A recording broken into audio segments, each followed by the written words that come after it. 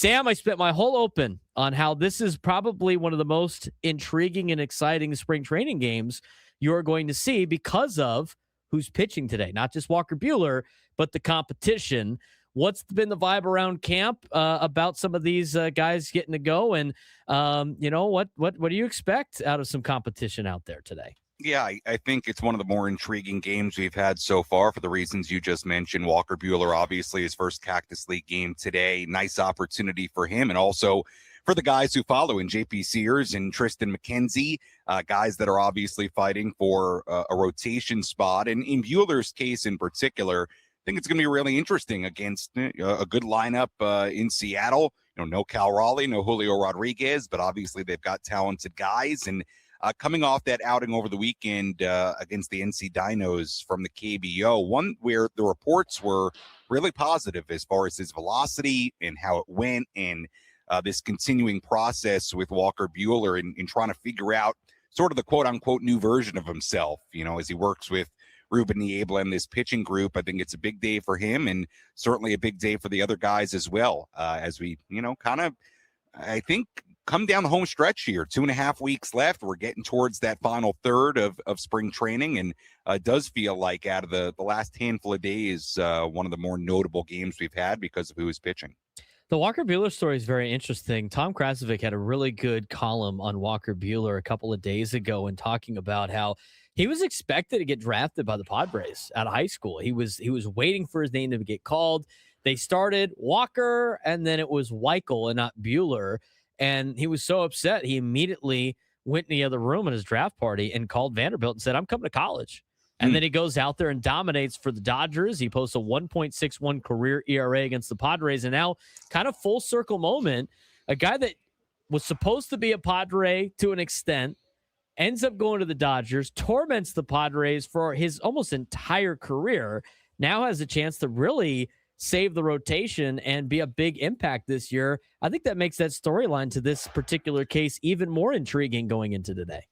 Yeah, I think outside of just the pure baseball part of it, you're right. I think the idea that this guy was an LA Dodger and somebody Padres fans despised up in LA, now they have an opportunity to root for him if he ends up making the team. And he is somebody who could really help this team if he can find it again. And I think that's going to be the big question. And also kind of a cool storyline is seeing, can Walker Buehler become sort of like a new version of himself? And he's admitted this and acknowledged this. Look, he's not the guy who threw super hard anymore, and he's dealt with a lot of injuries. That arm has been through a lot, but it does feel like Ruben Niebla, this pitching group, they're the right group to work with a guy like Walker Buehler and figure out what that next step, what that next part of his journey is going to look like. And again, from everything I've heard, the returns have been encouraging as far as velocity, as far as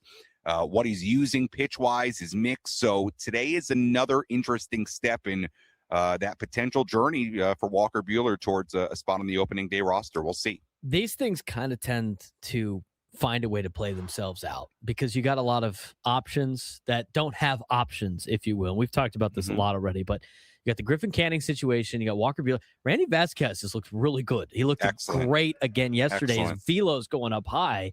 I mean, you want to have as many pitchers that are starting pitchers as possible, but has there been any conversation about like, man, this Walker Buehler does really well, or one of these guys battling for a spot does really well before Canning shows up? I guess there's ways to kick the can down the road with rehab assignments and stuff, but it's very interesting to see what could play out here if Walker Buehler does shove and earn his way onto this team.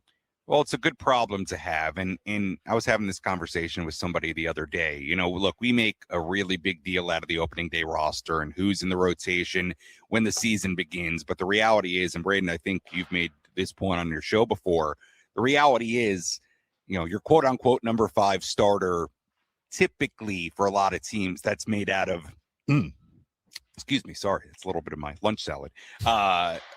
Typically, that number 5 spot is made up of a lot of guys throughout the year. And there's a pretty good chance you might have one guy for part of it. He gets hot.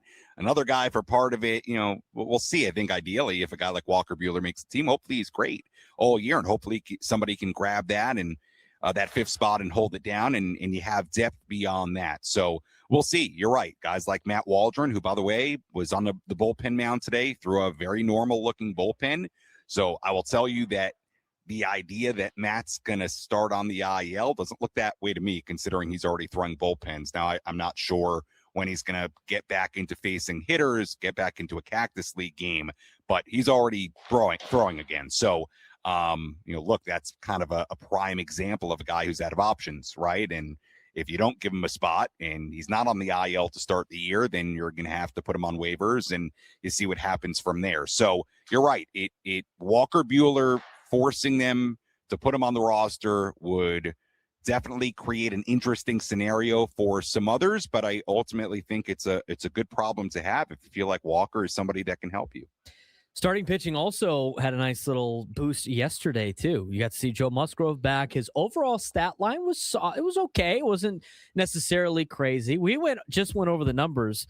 Spin rate super high with the curveball. That was at an elite level. His velocity, Joe Musgrove's, was back to what it was with a fastball before he ended up having Tommy John surgery. Arm slot in the consistent spots. I mean, everything you look for in the metrics of a guy being able to compete after having Tommy John surgery.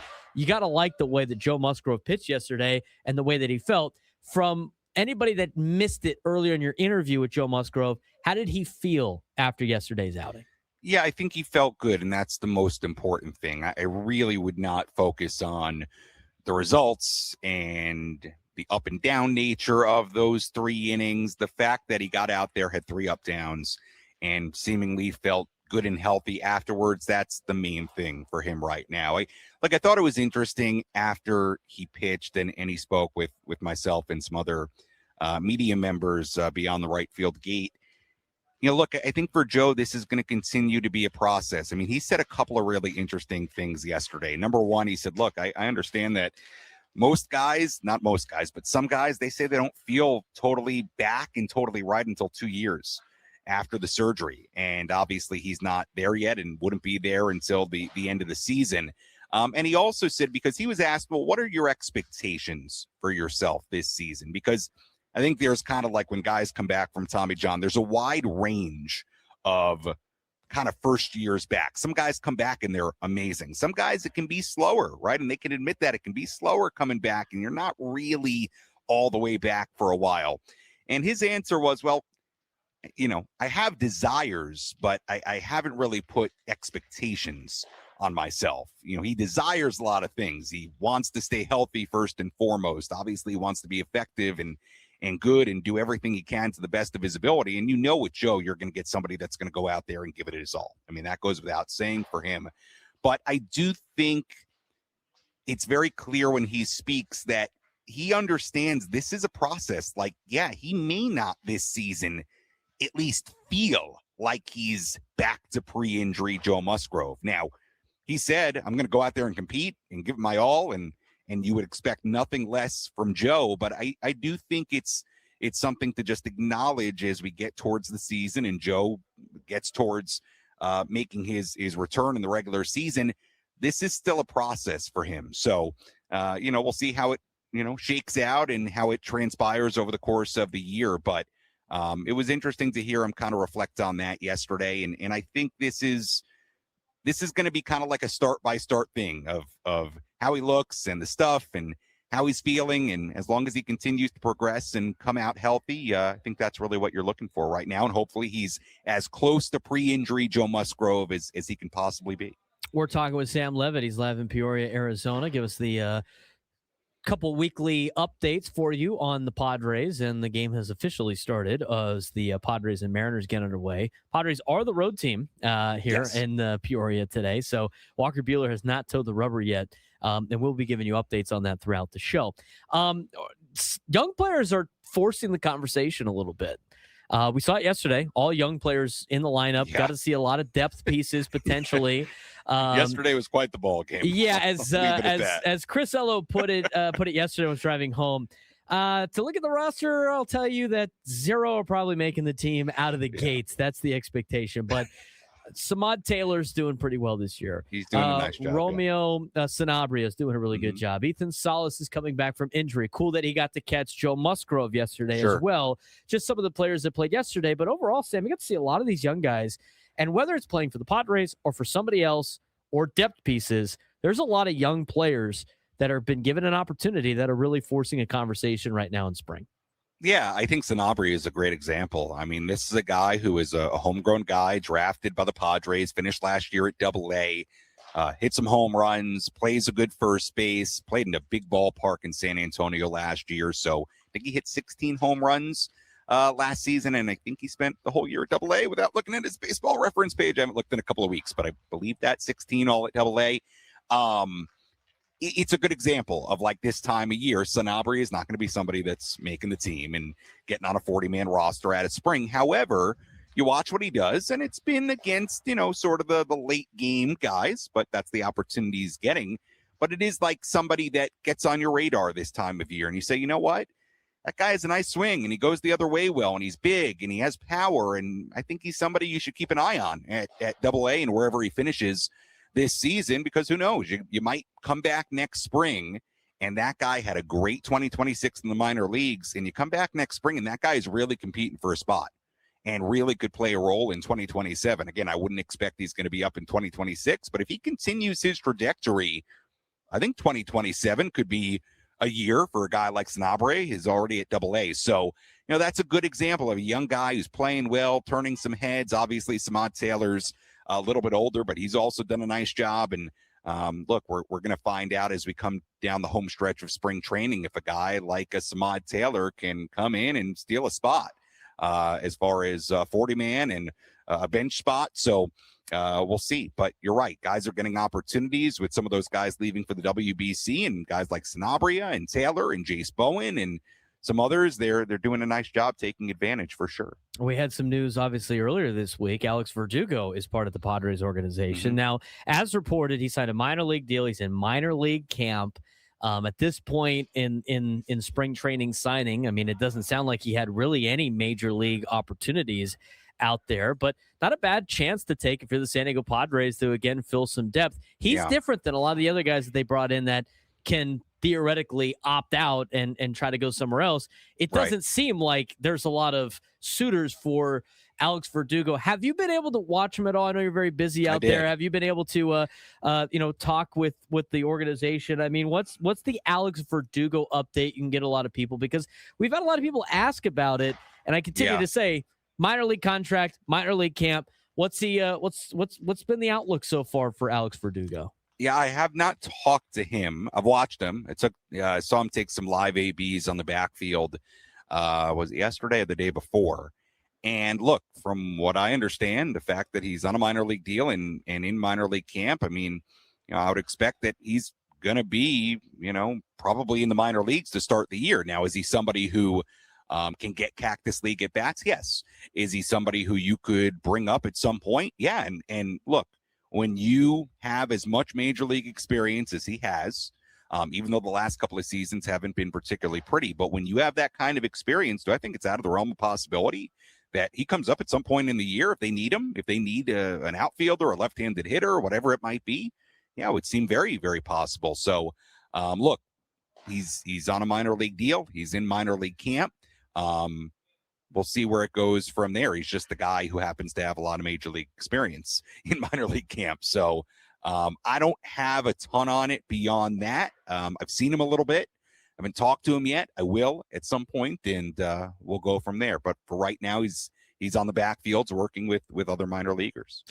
I'm going to ask a follow-up question for you to digest on. And it's just kind of floating out there with what could potentially be going on. Obviously, you won't be able to know, but Alex Verdugo getting picked up, and with Bryce Johnson being a guy that's out of options, does that and Ty France has done a pretty good job. I mean, when you're talking about roster construction, is that kind of a situation that might be maybe a backup plan just in case they decide to keep Ty France instead of Bryce Johnson? Maybe. Maybe. We're going to see how it plays out. Look, I continue to think that Bryce Johnson has a really good shot to be that final bench guy. We've talked about that. I agree. Yeah, I mean, sure. I do. It's tough because there are a lot of options. There's a lot of ways they can go with it.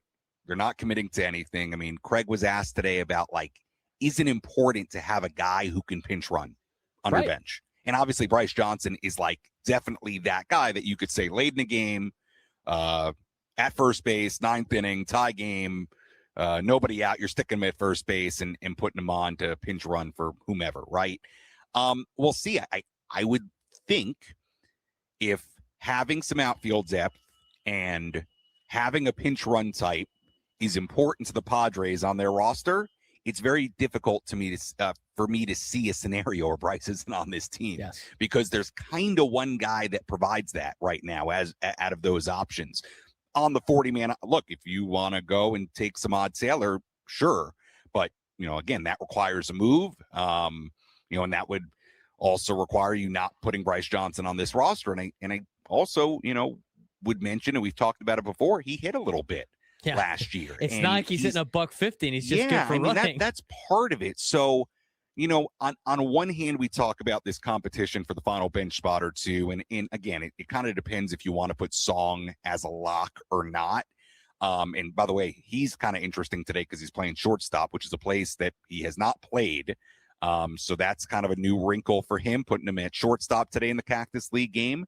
And it sounds like they're also going to put him in left field at some point. So that's interesting, again, too. That's another feather in his cap if he can prove that he can be even more versatile defensively. But, I continue to maintain with Bryce Johnson that as long as he does the things he needs to do, it's kind of hard to see where he's not that final guy, although there's obviously no guarantee of that. So we'll see. You're right. Could be a bit of just, hey, here's some extra outfield depth in case we end up not putting a Bryce Johnson on the opening day roster and lose him. So you're right. Maybe that's part of it, but we'll see kind of when everything shakes out at the end how we ultimately view a signing like a Verdugo. It also, Braden, could just be, hey, he's a guy with major league experience. He's a guy that is in your system, and you might need him at some point in the year and might be better than the alternatives my tongue is tied. The alternatives that you could bring up at the time. Especially when you have according to a lot of people out there, the 30th ranked farm system. I mean, you got to be able to build up depth in some particular way. That's the thing, Braden, too. And this is not a knock on the system. I think it's more a reality of the system right now. I mean, your young pitchers, well, I should say your pitching prospects are all, for the most part, really, really young. Correct.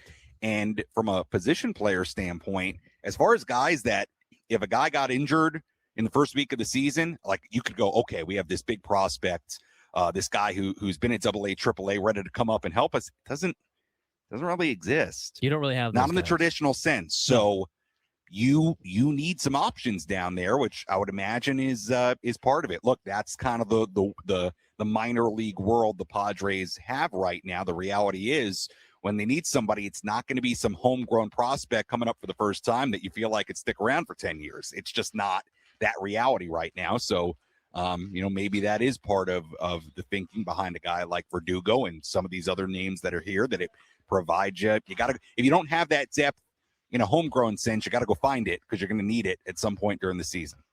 The questions that have now popped up because of the actions of some signings and where guys are playing makes this even more intriguing and interesting. Sam, we appreciate the time. Now you got to get back to what you've been doing and some other stuff out there. So appreciate it. Look forward to talking to you next week. And thanks again. Yeah, absolutely. Well, I'm going to go over to the stadium right now and should have some post-game reaction from Buehler and maybe some others as well, depending on what happens in the game. Looking forward to that on social media. Sam Levitt joining us from Peoria.